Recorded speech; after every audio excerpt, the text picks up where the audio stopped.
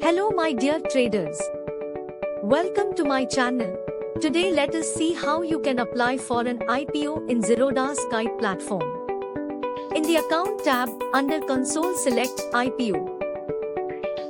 Select your preferred IPO and click on bid. Click on show details to view the lot size, issue price and other details. Next enter your UPI ID and select your investor category. If you are an existing shareholder, choose shareholder. If not, you can choose individual investor.